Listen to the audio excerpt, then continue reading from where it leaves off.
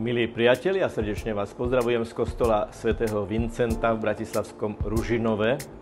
Od tejto konštrukcie, ktorá, ak vám pripomína kolajnice, tak ste postrehli naozaj veľmi správne. Lebo symbolicky bude relikviár s ostatkami blahoslaveného Janka Havlíka osadený na kolajnice, ktoré vyjadrujú, mohli by sme povedať, aj horizontálu, aj vertikálu kríža.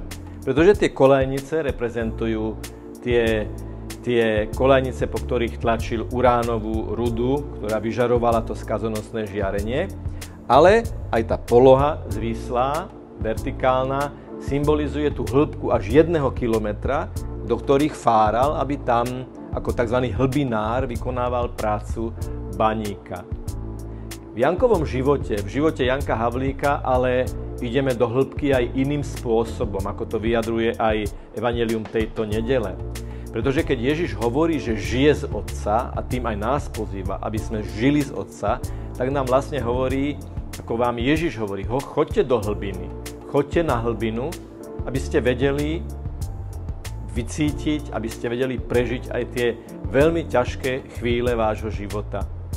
Vieme si predstaviť, že keď Janko Havlík bol spúšťaný dokonca niekedy vo vedre a bol tam aj úraz do tejto obrovskej hĺbky, to, čo vnútorne prežíval, bol tiež zostup do hĺbky, motivácie prežiť, zniesť a zdvihnúť ako obetu aj tie najťažšie chvíle, aj chvíle telesného a duchovného a duševného utrpenia.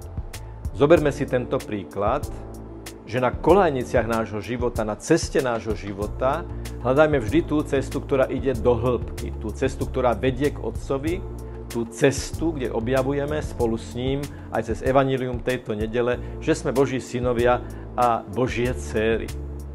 Keď vieme povedať Otče náš, nikdy to nie je len čiste nejaká kultúrna zotrvačnosť alebo niečo, čo sa zvykne. Keď ty a ja vieme povedať s vierou Otče náš, je to z ducha.